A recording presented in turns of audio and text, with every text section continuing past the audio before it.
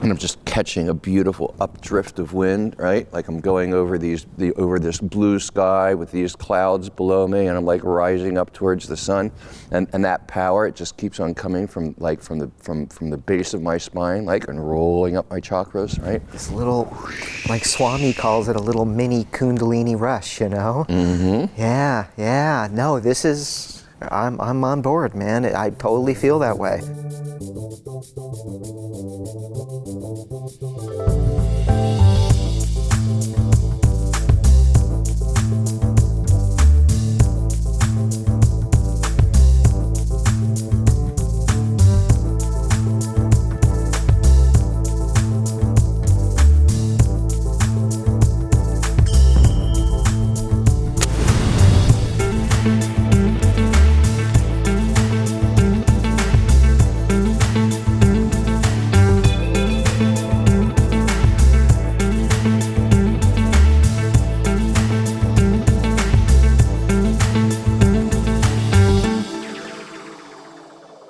Hey everybody, welcome to High Rollers. I'm your host, Derek Gilman, and together we're going to explore the world of cannabis connoisseurship. The tools, the techniques, the rituals, the details that will help guide you to maximize the enjoyment of your experience. Joining us today in the High Rollers Lounge is a true cannabis icon. He's been an activist since the 1970s. He opened what would become the world's largest dispensary. He also opened the first commercial cannabis lab in the country. He also co-founded one of the largest investment groups in cannabis, and also runs one of the largest greenhouses I've ever seen in my entire life.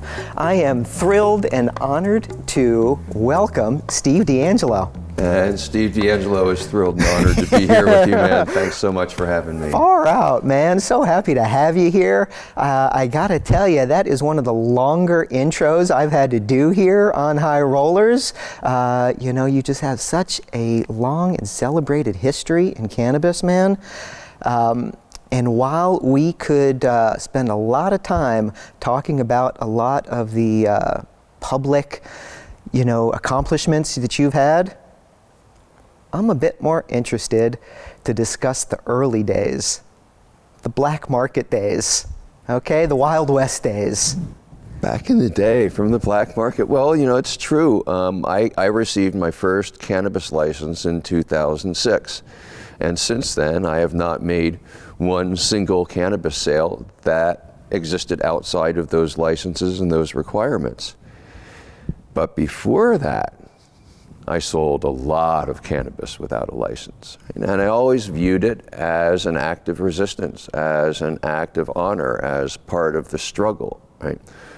What I've always cared about is making sure that this plant gets into the hands of every single person around the world who needs it. And I've always tried to move that goal forward. Far out, man. And so which coast were you operating on, more or less? Oh, yes. Yes, I love it. My job for most of my career was to go from cities like New York, Washington, D.C., where there were really robust cannabis markets, but not much cannabis being produced there. Yep.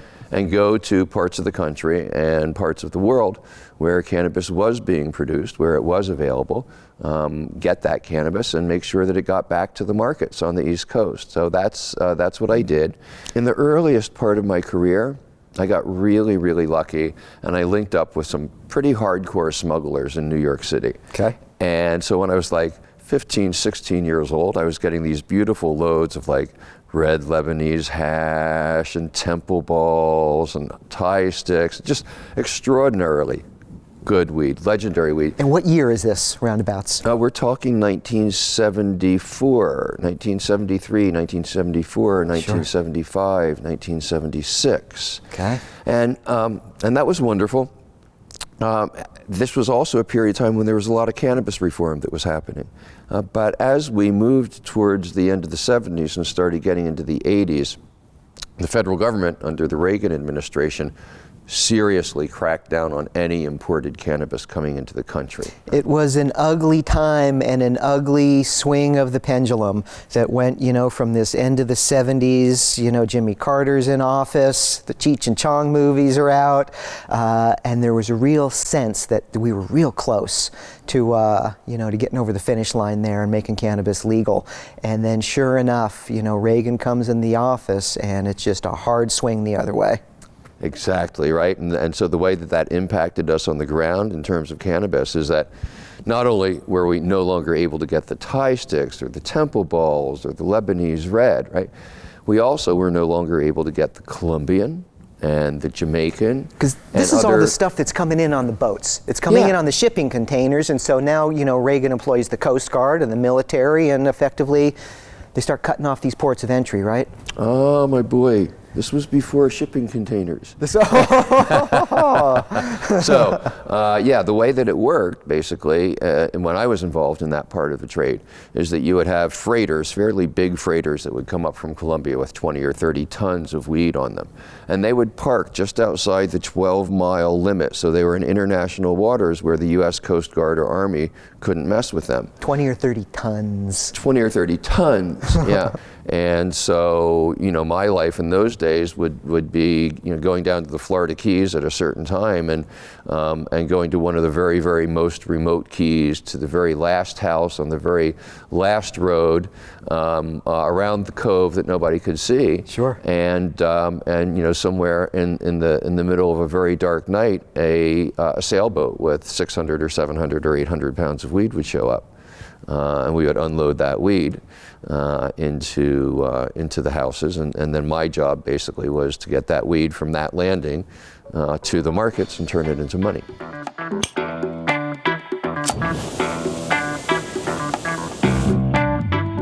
Over the years, I had an opportunity to go to a lot of really pretty cool and amazing places. For example, the most notorious would be Mexico, right? So in Mexico, in the Sierra, right, is a place where the government basically has no control and never has had any control. The Sierreños, the people who live there, are like the most tough, independent, self-sufficient people on planet Earth. So you're making me flashback to the Treasure of the Sierra Madre and the banditos that are here. Okay, that's the kind of vision I'm getting here. That's exactly the vision, right?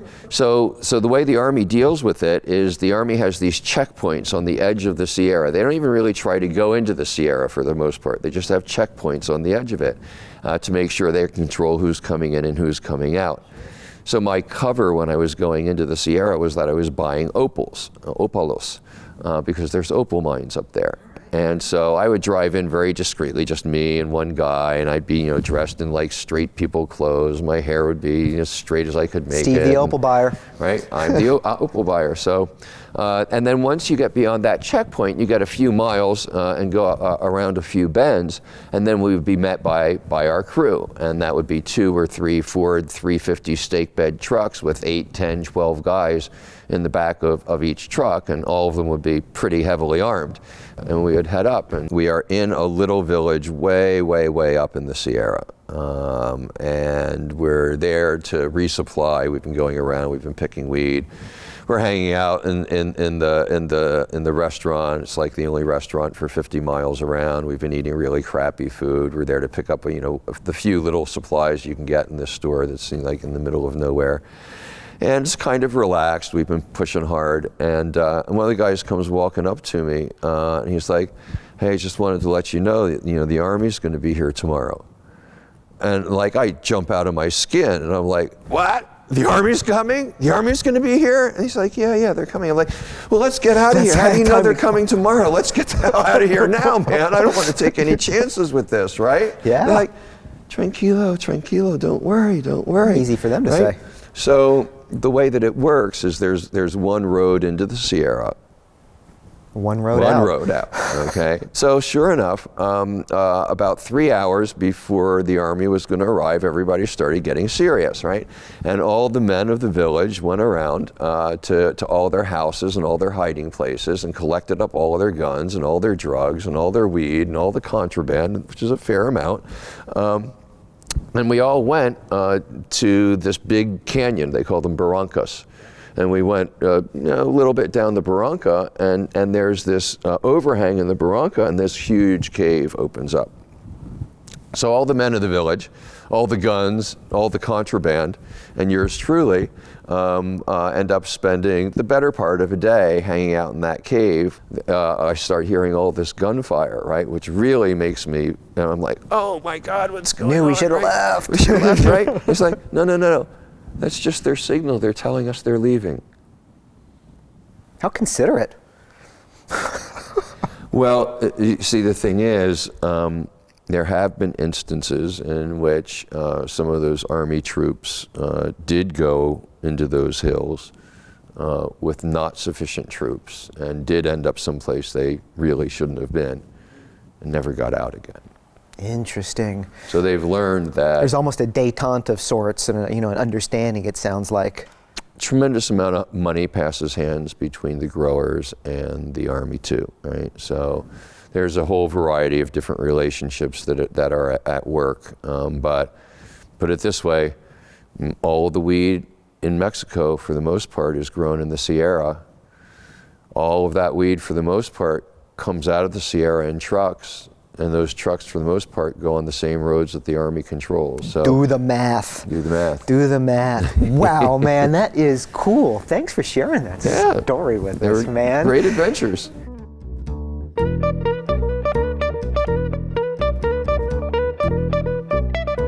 So you're going to roll a super joint for us today. I'm But going to before- roll one of my Steve's special super joints today. Before we crawl into that, I think we're going to do a warm-up, actually, aren't we? There was another flavor here that we wanted to give a little taste. I always heard it's not good to do vigorous exercise without warming up a little bit first, right? Thank you. Okay, Yes. all right. So yes, we're going to warm First up. tip of the day, folks. Okay, warm up before vigorous exercise. Warm up before vigorous exercise. Okay, what kind of papers do you like to use when you roll, Steve? I like hemp papers, right? Okay. And Raw is a good brand of hemp paper. I fold it into a more diagonal shape so that I can roll a cone instead of a straight joint. Why do you do the cone? A cone joint is going to give you the opportunity to build something that's a lot bigger and lasts a lot longer and serves a lot more people. When you get down to that roach, especially when you're using a crutch, you don't tend to smoke those last couple of hits. And so you'd rather have the least amount of cannabis down there at the end and the most at the other end that you know is going to get smoked. Well, that's probably why our wise Rasta brethren came up with that system in the first place, you know? So as you're preparing this, do you do any sort of evaluation of the quality? Always when I'm looking at the cannabis that you've grown, that you've cured, right? I'm feeling Ojai. I'm feeling the terroir of Ojai. I'm feeling that crispness, right? There's a dryness and a crispness that comes in there at the same time because you've got that. Cannabis has this ability to truly reflect the terroir in which it's grown, more so than many other fruits, vegetables, other species of plants. And if I'm not mistaken, I think generally now you've kind of evolved your daily regimen has kind of maybe moved away a bit from the joints, right? Yeah, I used to smoke almost nothing but joints. Like when I would get in a car and I would measure the distance for a trip. Some people measure a distance in hours, and some people measure a distance in miles. And I'm like, they're like, oh, we're on the way to North Carolina, right? Yeah, how long is it going to take us to get there, Steve? And I'm like, I look in my pocket, I'm like, 13 joints.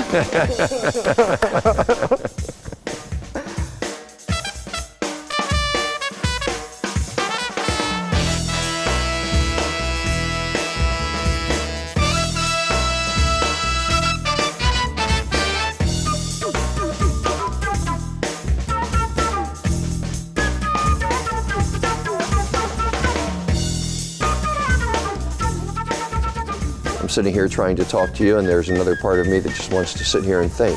And I think that's and that's likely the haze, of those three ingredients that the heritage.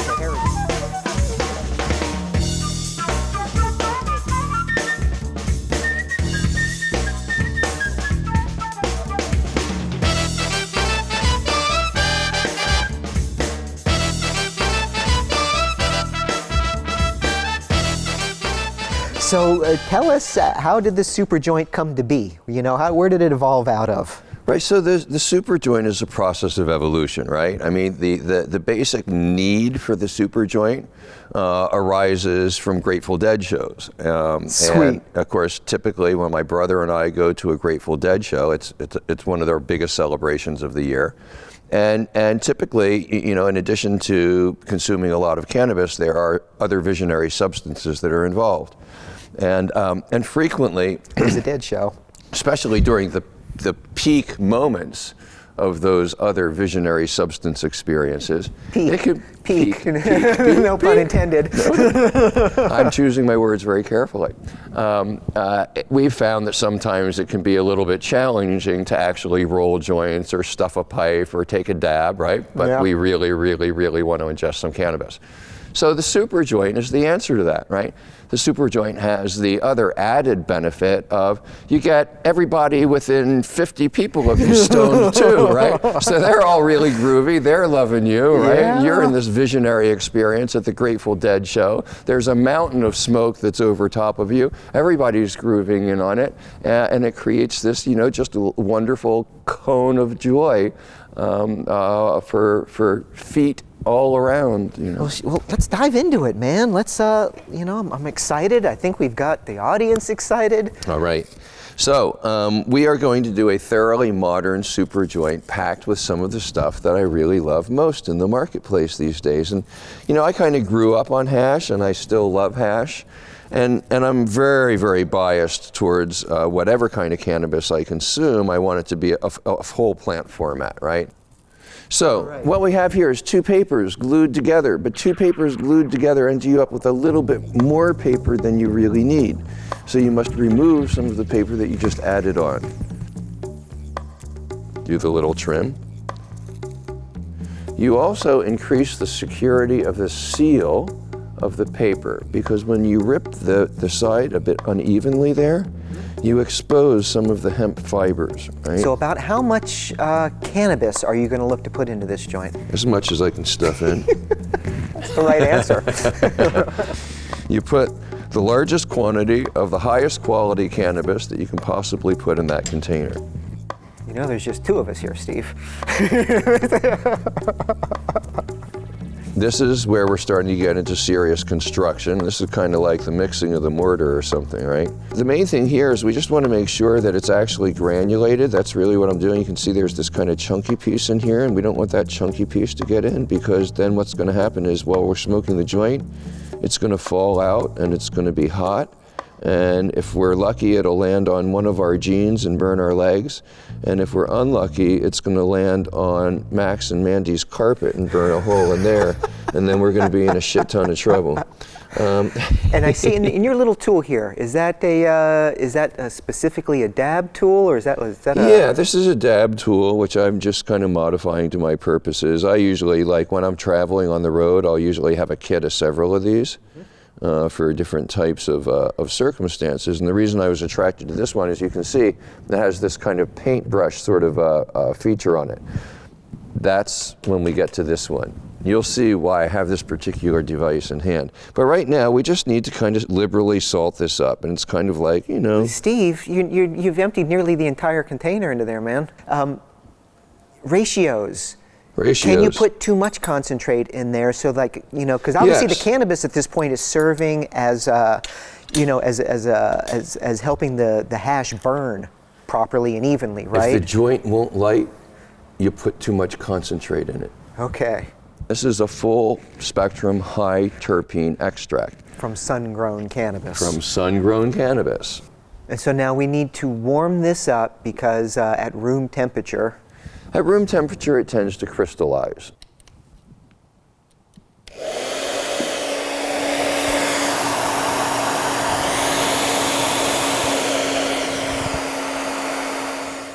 Let's hope it's the right consistency. We have something that is considerably gooier. Nice. I'm curious to see how much of this stuff you're going to try and squeeze into this thing. Oh, I don't think we'll have a problem squeezing all of this in. Do you? How did I know you were going to say that? Well, it's still not entirely oily, so there's going to be a few sugary bumps in here, man. Hopefully we can handle that. Now, we do have a lot of nice sauce down there at the bottom, so as we're getting to the end of that joint, there's going to be some super special surprises. All right, so then what we're going to do is we're going to layer the weed in. We don't not only just have different types of products we're putting in here, the different forms of the cannabis, but we also have different varieties that we're blending into here too, right? This is going to be about as full spectrum a cannabis experience as you can ever It's get. going to be taking us every different direction possible. Now what we're going to try to do with this hash is roll it into a nice stringy shape and then elegantly lay that stringy shape down the middle of the joint. Hash snake. It may or may not work depending on the texture of the hash. In that case, if it doesn't work, we might just have to kind of sprinkle it into the center of the joint. Because either it's going to crumble up on you or it might have the nice Play-Doh consistency. If we wanted to right? have the Play-Doh consistency, of course, how do we help promote that? A little bit of body heat. So let's just hold this here in the palms. Let it heat up a little bit before we attempt to roll it. If we had sound effects, there would be some kind of like drum roll going now. We're getting ready for the reveal, but we're not there quite yet. Yes. If you could only live with one of these types of cannabis in one of these forms, Steve, what would it be? It would be water-based hash. Yeah. Yeah. I mean, if you take a look at the structure of the cannabis plant, all of the active ingredients in the plant, everything that we want, is in the trichomes, right? The little crystals that sit on top of the vegetable material. The vegetable material itself doesn't contain any active ingredients, but it does contain a bunch of other kind of nasty stuff you don't want to Specifically the trichome heads, right? Oh, it looks like this is going to go into a little roll. Look at that. It's going to Very cooperate, nice. huh? Yeah. Well, wait. I might have spoken too quickly. Is it warm enough? Kinda. Ish. Little mini logs you're dropping in there, man. I'm going to have to do little mini logs because we didn't get one long, elegant snake. I'm real curious to see how this wrestle's going to burn, man. This thing looks heavy duty. It is heavy duty. Okay, now we're going to want to try and tamp these little snakies down a little bit further into the joint. Why? Okay. Because if they're right up on the surface, they're going to promote runs. You want them tucked in the middle. I got to tell you, Steve, you know, I watched you dump this whole container in. You just stuck that whole temple ball in there. You stuck the whole other container. I'm getting a little apprehensive, to be absolutely serious, man. I'm glad we did the warm-up, and this isn't going to be my first smoke of the day. You're a wise man, dude. Just don't take that last hit. know when to say when, huh? Now that is a respectable looking joint. Jeez, Steve, look at that. That's a masterpiece.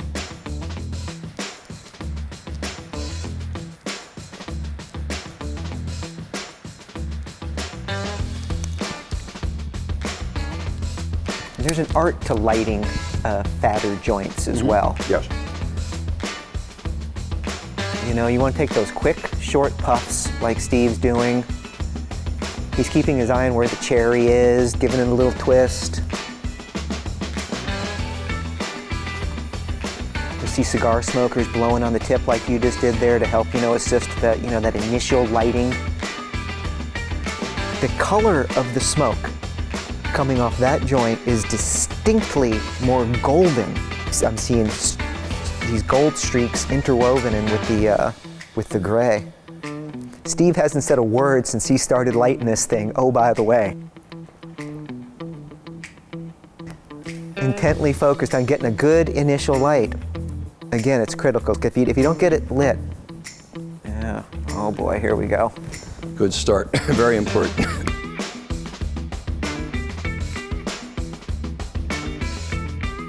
Reminds me of that old hippie saying, a puff of keef in the morning makes a man as strong as 100 camels in the courtyard. That's a new one to me. Oh, really? They didn't say that in the hood I grew up in, no. You know, if all joints were as good as that joint, the world would be a much happier place than it is today.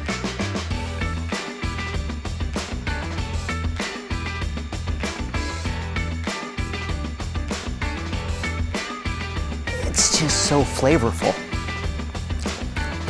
It really is just I'm having a hard time putting my finger on it, though. I think initially I'm getting, it's that tangy. I'm tasting, I think, that tangy, the sift, okay? The stuff that was, crumbled, that crumble that you put in there. Getting that tangerine peel is the initial, taste I'm getting. Yep, well, the next one you hit is probably going to be getting into one of the logs. So this is one of the nice things about it, right? It's a journey. The beginning of the joint's not the same as the middle of the joint, not the same as the end of the joint, right? You've got all these like nice little tidbits lurking in there for you that you're gonna get a little taste of that sugar, and then you're gonna go down some of the weed and some of the water hash, and then boom, some of that Aloha Blue Kush Temple Ball come through. These joints are typically tended for a very well-experienced, seasoned troupe of a few dozen deadheads.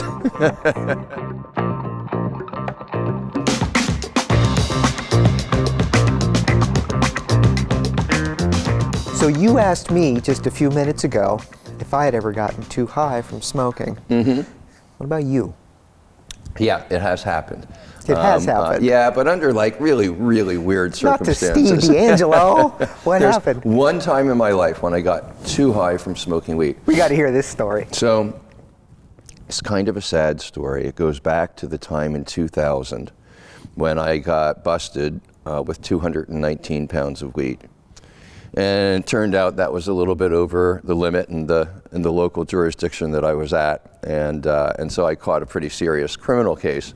And as part of that criminal case, I was undergoing urine testing and didn't smoke any weed for 96 days. On 96th day, I finally pissed clean, right? 96 days. 96 days. Abstinence. Yeah. And how long did it, so it had probably been years since you had, taken that kind of break? It had been decades since I'd taken that kind of break. Once my system had been ruthlessly purged of cannabinoids, I had another hearing in the case a week later, and I was afraid that at that hearing my bond was going to be revoked. Quite likely I would end up in a situation where I would not see the other side of the bars for a number of years. And so I really, really wanted to have like one last good experience before I, did a 5 or 10 year prison term. And so I and one of my old girlfriends went up into the hills outside of Washington, D.C., and I smoked my first joint in 96 days. And of course it was a great joint, Sure.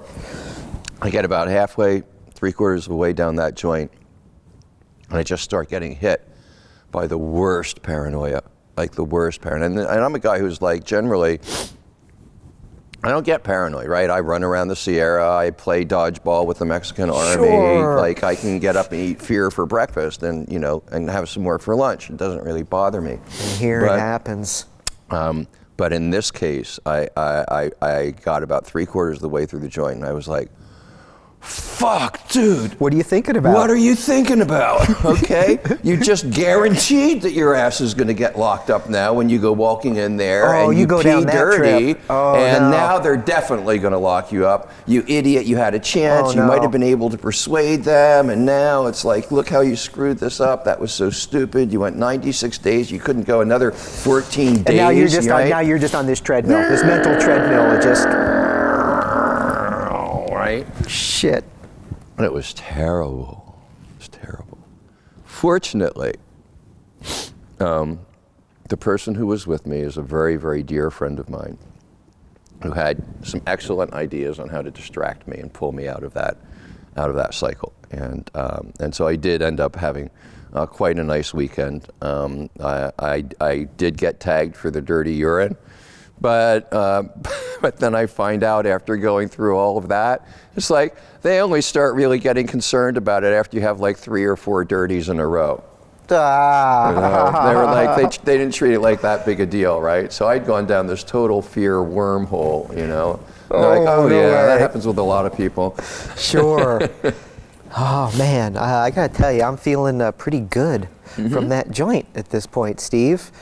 I want to know what you're starting to taste, because I am definitely noticing an evolution in the flavor at this point with that joint. So that's, I would say, we're probably hitting some of those sugar pockets, right? Because that sugar, right, is a very, very nice full spectrum high terpene sauce. All right. And it is as flowery a cannabis product as you can get, right? It's the purest cannabis product that we put in here. And it's concentrated nectar of flower. To be honest, Steve, we packed a lot of crazy stuff in there, and look how this thing's burning. Mm-hmm. We gotta be pretty happy with yourself. That thing's burning so nicely.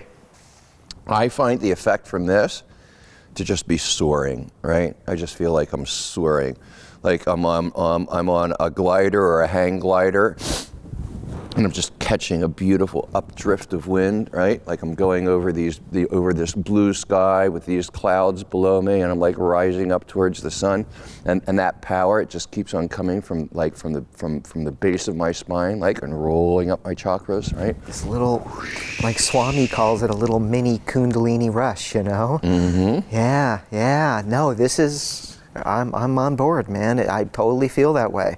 This was a good call. I had a little bit of fear and apprehension going in, Steve. I got to be honest. Yes, a combination like this could very well have laid me out. But no, well done. This was great. Look, there's a natural titration mechanism that's built in with smoking joints. Okay, you're not ever going to overdose yourself on a joint. What's going to happen is you're going to stop smoking the sucker. You will get so stoned that you can no longer lift the joint to your mouth. Mother Nature has given us a way to make sure we never overdose on inhaled cannabis. I'm potentially getting to that point, but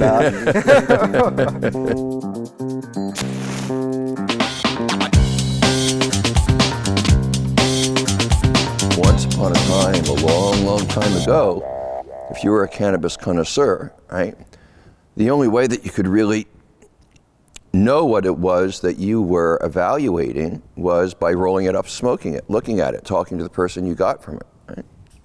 But now we know a lot more than we did then, right? So, for example, we can test cannabis. We know that there's different cannabinoids. So I'm a pretty good connoisseur when it comes to THC. If you want to ask me about THC and how it feels and how you handle it, and I can give you a pretty good rundown on that. But what about some of the lesser known cannabinoids?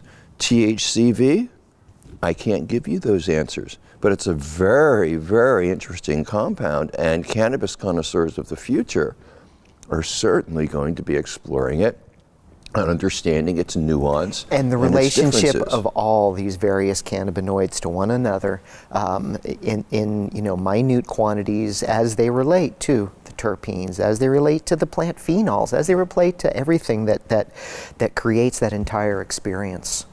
We understand that cannabis is this incredibly complex plant, right? 140 plus cannabinoids, okay? A potential access to 50,000 terpenes. Now, usually you don't see more than about 50 different terpenes in any given sample of cannabis. There's 50,000 different terpenes that potentially could be in cannabis, right? And there's these other things called flavonoids that we're just beginning to dig into that also may have some effect. And then any ratio, any combination. Point being, there's right? just, it becomes endless. A almost infinite combination of different ratios that will have a different effect on human beings. So what does this mean? It means that cannabis is the most valuable plant treasure chest that we've ever been blessed to open. And we already know that it's efficacious for this huge range of human medical conditions, right? With the side effect of it makes you feel good. It makes you feel good, right?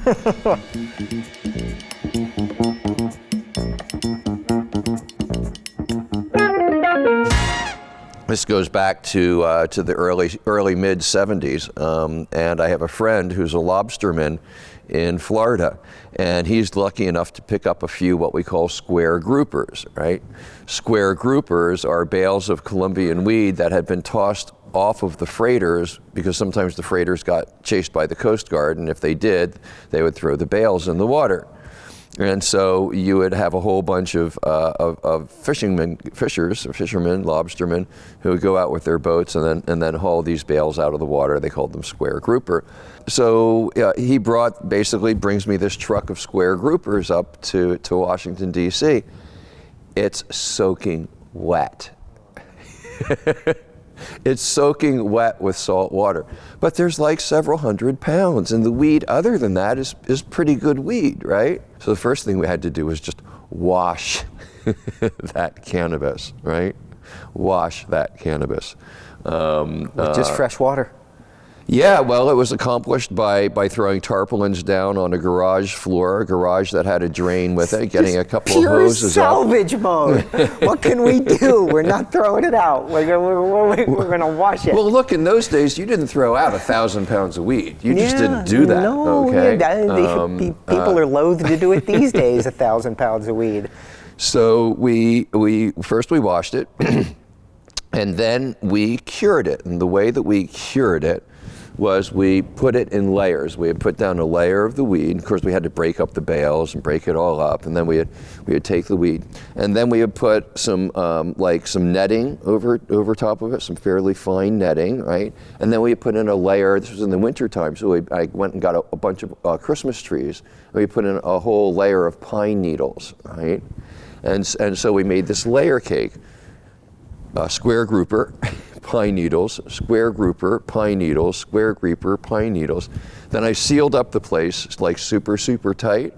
And I got a couple of industrial dehumidifiers, and hooked them up and ran those industrial dehumidifiers for days and days and days, and sucked all of that moisture out of that weed. And at the end of the process, and it took us a while. It wasn't the best weed in the world. It wasn't the most popular, but we sold every single pound of that 1,000 pounds of weed. Salvaged it. We salvaged it. Steve, man, this has been a good time. I want to thank you so much for coming on to High Rollers, twisting up this monumental joint that we are still working through.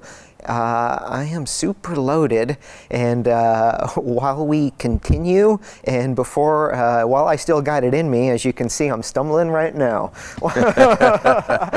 I think I should sign off. Sign off?